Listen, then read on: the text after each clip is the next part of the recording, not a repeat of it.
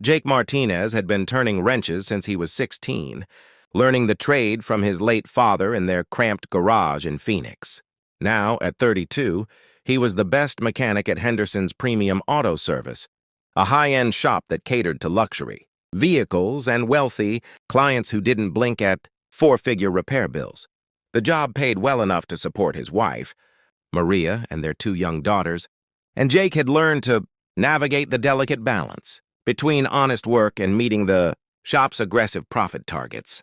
It was a sweltering Tuesday afternoon when the old Buick LeSabre sputtered into the parking lot, its engine knocking loud enough to wake the dead. Jake looked up from the Mercedes he was working on and watched as an elderly woman emerged from the driver's seat, her movements slow and careful. She wore a faded floral dress and clutched a worn purse against her chest as she made her way toward the service counter. Jake returned to his work, but he could hear the conversation from across the shop floor. The woman's name was Dorothy Brennan, and she explained in a trembling voice that her car had started making terrible noises that morning. She needed it fixed because it was her only way to get to the hospital for her chemotherapy treatments.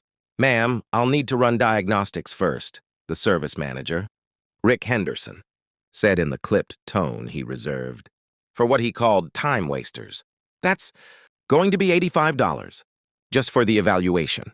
"Oh," Dorothy's voice wavered. I didn't know there was a charge just to look at it. Could you maybe tell me what's wrong without the computer? My husband always said the sound would tell you what you needed to know." Rick's laugh was sharp and dismissive. "This isn't 1975, lady. Everything's computerized now. No diagnostic, no service." Jake felt his jaw tighten. He watched as Dorothy opened her purse with shaking hands, counting out crumpled bills and change on the counter. She was $17 short. The defeat in her eyes as she began to gather her money backstruck something deep in Jake's chest. "Wait," Jake called out, approaching the counter while pulling off his work gloves. "Mrs. Brennan, I'm just finishing up here. I can take a quick look during my lunch break. No charge for the diagnostic." Rick's eyes narrowed. "Jake, a word now." In the small office, Rick was blunt. "We don't do charity work here. That old car's going to need parts we'll have to order. Work that'll take time away from paying customers. Tell her to take it to Jiffy Lube." "It's my lunch break," Jake said evenly. "My time." "Your time is my time when you're wearing that uniform," Rick shot back. "But fine. Diagnostic only. Then you quote her properly. Full rate, no discounts. Got it?" Jake nodded, but he'd already made up his mind. The problem was immediately clear. A failed water pump and a cracked serpentine belt, both relatively simple fixes but requiring parts. Jake did the math in his head.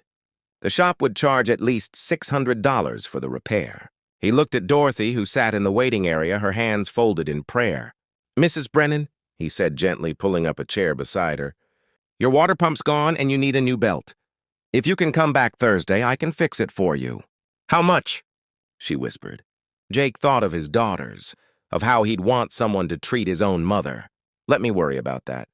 Just come back Thursday morning, 8 o'clock. Her eyes filled with tears. "God bless you, young man." That evening, Jake stopped at an auto parts store and used his employee discount and his own credit card to buy the parts, $147. He couldn't really spare, but couldn't refuse to spend. On Thursday morning, he arrived at the shop 2 hours early. By the time Rick showed up, Dorothy's Buick was purring like a kitten, and the elderly woman was crying tears of joy in the parking lot. "You're welcome, Mrs. Brennan," Jake said, handing her the keys. "Drive safe." Rick was waiting in his office, his face scarlet with rage. "Let me guess, you fixed it for free. Used shop time, shop resources, and didn't log a single billable hour." "I used my own time and bought the parts myself," Jake protested. "On shop property using shop equipment." Rick's fist slammed on the desk. "I've had it with your Boy Scout routine, Martinez. You think you're better than this place? Fine, you're fired. Clean out your locker and get out." The words hit Jake like a physical blow. "Rick, please. I've got a family." "Should have thought about that before you decided to play hero." "You've got 1 hour." Jake drove home in a daze, rehearsing how he'd tell Maria they'd lost their primary income. But when he arrived, she wrapped her arms around him without hesitation. "We'll figure it out," she said firmly. "You did the right thing." The next 3 days were a blur of job applications and mounting anxiety.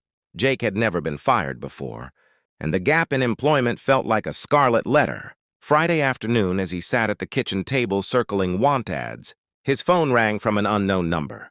"Is this Jake Martinez?" A professional female voice asked. "Yes, ma'am. This is Catherine Brennan, Dorothy Brennan's daughter. I've been trying to reach you. Could you possibly meet me at Starbucks on Camelback Road in an hour?" Jake's heart sank. Had something happened to Mrs. Brennan? Of course.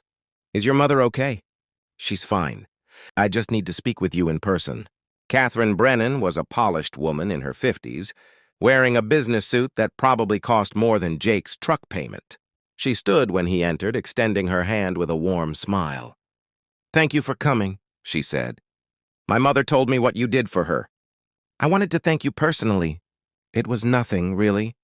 "It wasn't nothing," Catherine interrupted gently. "My mother has been terrified about missing her treatments." "You gave her more than transportation?" "You gave her hope." She slid a folder across the table. "I also heard you were fired for helping her." Jake's face flushed. "That wasn't her fault." "No, it was your boss's fault for being a short-sighted fool." Catherine tapped the folder.